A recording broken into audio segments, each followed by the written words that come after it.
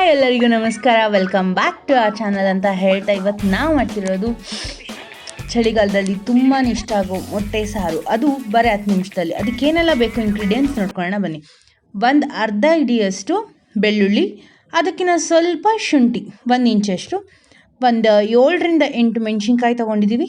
ಆಮೇಲೆ ತೊಳೆದಿಟ್ಕೊಂಡಿರೋ ಕೊತ್ತಂಬರಿ ಸೊಪ್ಪು, ಆಮೇಲೆ 5 ಟೇಬಲ್ ಸ್ಪೂನ್ ಆಗೋಷ್ಟು ಕಾಯಿ, ಆಮೇಲೆ 1 ಚಿಕ್ಕ ಟೊಮೆಟೊ, ಆಮೇಲೆ ಚಕ್ಕೆ 1 ಚಿಕ್ಕ ಪೀಸ್ ಮತ್ತು 7ರಿಂದ 8 ಮೆಣಸು, ಆಮೇಲೆ ಚಕ್ಕೆ ಲವಂಗ ಹಾಕ್ಕೊಂಡಿದ್ದೀವಿ.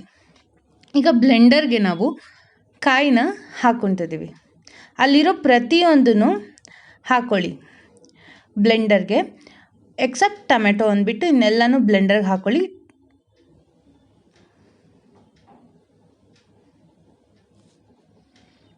ತುಂಬಾ ಚೆನ್ನಾಗಿರುತ್ತೆ.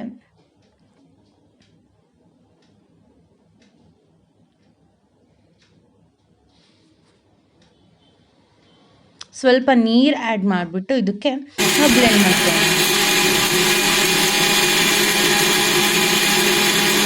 ಈಗ ಇದಕ್ಕೆ ಸ್ವಲ್ಪ ಅರಿಶಿನದ ಪುಡಿ ಮತ್ತು ಮಿಕ್ಕಿರೋ ಟೊಮೆಟೊಸ್ ಇರುತ್ತಲ್ಲ ಅದನ್ನು ಸೇರಿಸಿ ಬ್ಲೆಂಡ್ ಮಾಡ್ಕೊಳ್ಳಿ.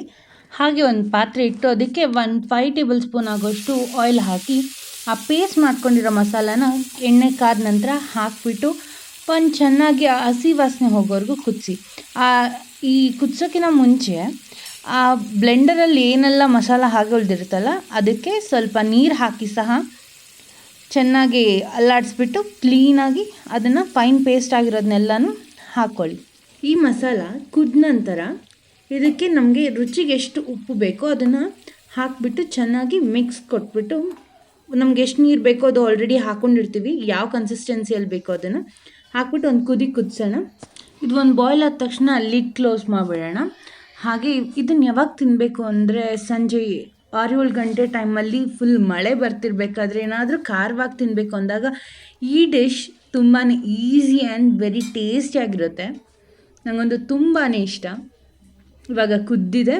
ಇವಾಗ ಎಗ್ನ ಹಾಕೋಕ್ಕಿಂತ ಮುಂಚೆ ಎಗ್ನ ಕ್ಲೀನಾಗಿ ತೊಳಿಬೇಕು. ಯಾಕಂದರೆ because of lots of microbes, ತುಂಬಾ ಮೈಕ್ರೋಬ್ಸ್ ಇರೋದ್ರಿಂದ ಕ್ಲೀನಾಗಿ ತೊಳೆದ್ಬಿಟ್ಟು ಅದನ್ನು ಒಂದೊಂದನ್ನೇ ಹೊಡೆದ್ಬಿಟ್ಟು ಸಾರು ಏನು ಇದು ಮಾಡ್ತೀವಲ್ಲ ಅದರೊಳಗೆ ಹಾಕ್ಬಿಟ್ಟು ಒಂದಕ್ಕೊಂದು ಅಂಟ್ಕೊಳ್ದೇ ಇರೋ ಥರ ಬೇರೆ ಬೇರೆ ಪ್ಲೇಸಸಲ್ಲಿ ಹಾಕ್ತಾ ಹೋಗಬೇಕು. ಆವಾಗ ಅದು ಕರೆಕ್ಟಾಗಿ ಒಂದೇ ಹತ್ರ ಕ್ಲೀನಾಗಿ ಬಾಯ್ಲ್ ಆಗುತ್ತೆ. ಆ್ಯಂಡ್ ದೆನ್ ತುಂಬಾ ಲೋ ಫ್ಲೇಮಲ್ಲಿ ಇಟ್ಟಿರ್ಬೇಕು. ಇದನ್ನು ಗ್ಯಾಸ್ ತುಂಬಾ ಲೋ ಫ್ಲೇಮಲ್ಲಿ ಇಟ್ಟಿರಬೇಕು.